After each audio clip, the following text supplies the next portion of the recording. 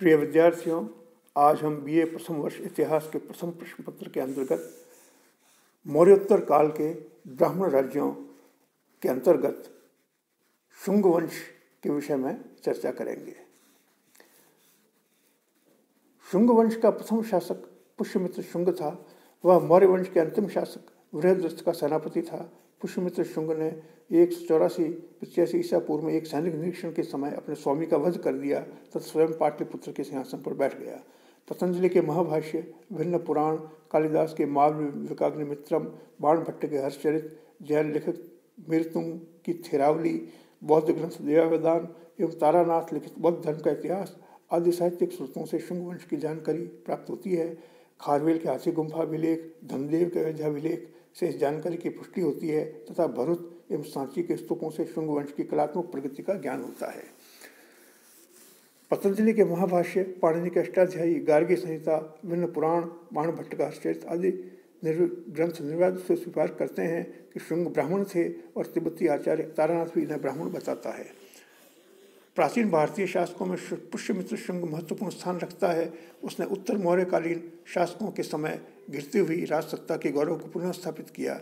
सैन्य शक्ति में बौद्धिक क्षमता के बल पर उसने भारत की राजनीतिक एकता को पुनः सिद्ध करने का प्रयास किया। वह सेनापति से शासक बना था, इसलिए उसने अंतिम समय तक अपनी सेना से संबंध बनाए रखा। उसने कभी भी सम्राट की उपाधि धारण नहीं की तथा स्वयं को सेनापति ही कहता रहा। तत्कालीन समस्त साक्ष्य में उसे सेनानी ही कहा गया है, जबकि उसके पुत्र और उत्तराधिकारी अग्निमित्र के लिए राजा शब्द का प्रयोग किया गया है। उसके काल की 3 प्रमुख घटनाएं हैं। पहला, विदर्भ के राजा को युद्ध में परास्त करना। दूसरा, यूनानियों के आक्रमण को रोकना। और तीसरा, अश्वमेध यज्ञ करना। विदर्भ विजय के अंतर्गत जिस समय पुष्यमित्र मगध का राजा बना, उस समय विदर्भ पर यज्ञसेन का शासक था, जो कि मौर्यों की राजसभा के एक मंत्री का संबंधी था। मालविकाग्निमित्र नामक नाटक से पुष्यमित्र तथा यज्ञसेन के मध्य हुए संघर्ष की सूचना मिलती है। संभवतः यज्ञसेन ने अंतिम मौर्य सम्राट की हत्या से उत्पन्न उथल पुथल की स्थिति का लाभ उठाने की चेष्टा की तो स्वयं को स्वतंत्र शासक घोषित कर दिया। पुष्यमित्र के पुत्र अग्निमित्र ने यज्ञसेन को परास्त करके विदर्भ को पुनः शुंग साम्राज्य में सम्मिलित कर लिया। दूसरा, यूनानियों की पराजय। पुष्यमित्र शुंग के समय में यवनों ने भारत की पश्चिमोत्तर सीमा पर आक्रमण किया। पतंजलि के महाभाष्य, मालविकाग्निमित्र तथा गार्गी संहिता के यज्ञ पुराण से इस आक्रमण की सूचना मिलती है। यवन सेनाएं साकेत, पांचाल तथा मथुरा को रौंदते हुए पाटलिपुत्र तक पहुंच गईं। पुष्यमित्र ने युद्ध के बाद अश्वमेध यज्ञ किया। इससे अनुमान लगाया जा सकता है कि यवनों के साथ युद्ध में पुष्यमित्र शुंग की विजय हुई। मालविकाग्निमित्र के अनुसार वसुमित्र ने यवनों को सिंधु नदी के तट पर पराजित किया था। तीसरा, अश्वमेध यज्ञ। वैदिक काल से ही आर्य राजा अपनी शक्ति का प्रदर्शन करने और स्वयं को संपूर्ण प्रभुत्व संपन्न राजा घोषित करने के लिए अश्वमेध यज्ञ करते थे। क्योंकि पुष्यमित्र शुंग स्वयं ब्राह्मण था, इसलिए उसने वैदिक परंपरा के अनुसार अश्वमेध यज्ञ का आयोजन किया ताकि उसके अधीनस्थ राजा उसे सार्वभौम चक्रवर्ती सम्राट स्वीकार कर लें। यज्ञ के बारे में पतंजलि के महाभाष्य से जानकारी मिलती है, जिसमें पतंजलि स्वयं लिखते हैं, यह पुष्यमित्र यजामहे, यानी हम पुष्यमित्र के लिए यज्ञ करते हैं। पुष्यमित्र शुंग का साम्राज्य काफ़ी फैला हुआ था। विदर्भ विजय से मगध राज्य की खोई हुई प्रतिष्ठा पुनः प्राप्त हुई। यवनों को परास्त करके उसने अपने राज्य की पश्चिमी सीमा सियालकोट तक बढ़ा ली, जिसे शाकल कहा जाता था। साकेत से यूनानियों को भगा देने से मध्य देश में उसके राज्य को स्थायित्व मिल गया। विदर्भ विजय से उसका राज्य दक्षिण में नर्मदा नदी तक विस्तृत हो गया। इस प्रकार पुष्यमित्र का राज्य उत्तर में हिमालय से लेकर दक्षिण में नर्मदा नदी तक तथा पूर्व में बंगाल की खाड़ी से पश्चिम में सिंधु नदी तक विस्तृत था। पुष्यमित्र शुंग की उपलब्धियों के अंतर्गत उसने ब्राह्मण धर्म का पुनरुद्धार किया। चंद्रगुप्त मौर्य ने जैन धर्म तथा अशोक ने बौद्ध धर्म को राजाश्रय दिया। इस कारण ब्राह्मण धर्म का वेग मंद पड़ गया। पुष्यमित्र शुंग स्वयं ब्राह्मण था, इसलिए उसने ब्राह्मण धर्म के पुनरुत्थान के लिए प्रयास किया। पुष्यमित्र के राजपुरुष का यह कथन उल्लेखनीय है कि ब्राह्मणों एवं श्रमों में शाश्वत विरोध है। पतंजलि पुष्यमित्र के राजपुरोहित थे। इतिहासकारों का मानना है कि पतंजलि ने संस्कृत भाषा को बोधगम्य एवं सरल बनाने के लिए अष्टाध्यायी के महाभाष्य की रचना पुष्यमित्र के शासनकाल में की। मनुस्मृति भी इसी काल में लिखी गई। इसमें भावी ब्राह्मण व्यवस्था की रूपरेखा थी। पतंजलि के महाभाष्य समय ज्ञात होता है कि वैष्णव धर्म का पुष्यमित्र अनुयायी था। उसने ब्राह्मण धर्म को संरक्षण प्रदान करते हुए राजधर्म बना दिया। बौद्ध धर्म के दमन के भी उल्लेख मिलते हैं। बौद्ध ग्रंथ देवावदान के अनुसार पुष्यमित्र बौद्धों का विरोधी था, धर्म के साथ अत्याचार करता था। पुष्यमित्र ने 84,000 स्तूपों को नष्ट करके ख्याति प्राप्त करने का प्रयत्न किया और बहुत से स्तूपों को नष्ट कर दिया। उसने यह घोषणा करवाई कि जो कोई व्यक्ति उसे बौद्ध भिक्षु का सिर लाकर देगा उसे 100 सिद्धि दिनार देगा।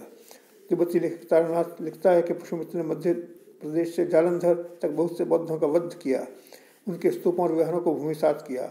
आर्यमंजुषी मूल कल्प में भी इसी प्रकार का वर्णन है। अधिकांश विद्वानों ने कथनों का विरोध करते हुए लिखा है, क्योंकि वह ब्राह्मण धर्म का अनुयायी था इसलिए बौद्धों ने उसके विरुद्ध इस तरह की अनर्गल बातें लिखी, क्योंकि बौद्धों का राजर्षय अब समाप्त हो गया था।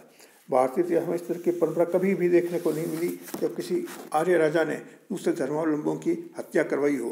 और पुष्यमित्र के समय भारतवासी दीनार शब्द से परिचित ही नहीं थे, इसलिए दीनार देने की घोषणा करने वाली बात मिथ्या है तथा बाद के किसी काल में गढ़ी गई है।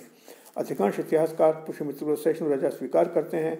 पुष्यमित्र ने भरूच, बोध गया तथा सांची के स्तूप को नया रूप दिया, उनके आकार को बढ़ाया। भरूच स्तूप के प्राचीर पर सुंगनम रजे लिखा हुआ है। इसका अर्थ है स्तूप का यह भाग शुंग शासक के काल में निर्मित हुआ। दिव्यावदान में उल्लेख है कि उसने कई बौद्धों को अपना मंत्री बनाया। मालविका अग्निमित्र से विदित होता है कि पुष्यमित्र के पुत्र अग्निमित्र की राजसभा में एक बौद्ध धर्मावलंबी भगवती कौशिकी नाम की महिला थी जो बहुत सम्मानित थी। इससे स्पष्ट है कि पुष्यमित्र ब्राह्मण धर्म का नहीं होने के बावजूद अन्य धर्मों के प्रति सहिष्णु था। पुष्यमित्र के शासनकाल के विषय में वायु पुराण तथा कतिपय अन्य पुराणों द्वारा उसके 60 वर्ष तक शासन किया जाना बताया जाता है, जो सत्य प्रतीत नहीं होता। संभवतः इसमें वह अवधि भी जोड़ दी गई है जिसमें अवंती के गवर्नर के रूप में उसने शासन किया। कुछ इतिहासकार पुष्यमित्र के शासन की अवधि 36 वर्ष तथा कुछ इतिहासकार 33 वर्ष मानते हैं। माना जाता है कि 148 से 149 ईसा पूर्व में उसका निधन हुआ।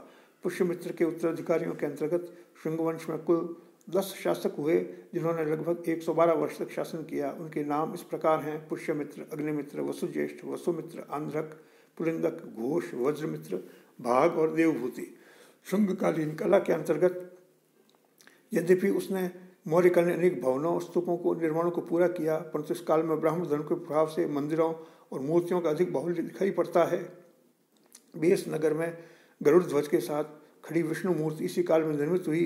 हिंदी देवी देवताओं के विष्णु, शिव, ब्रह्मा, बलराम, लक्ष्मी, वासुदेव आदि मूर्तियाँ बहुत मात्रा में बनी। कहा जाता है कि शुंगवंश का अंतिम शासक देवभूति अत्यंत कामुक राजा था। 72 ईसा पूर्व में देवभूति के मंत्री वसुदेव कण्व ने देवभूति का वध करके नए राजवंश की स्थापना की और यह वंश कण्व वंश कहलाया।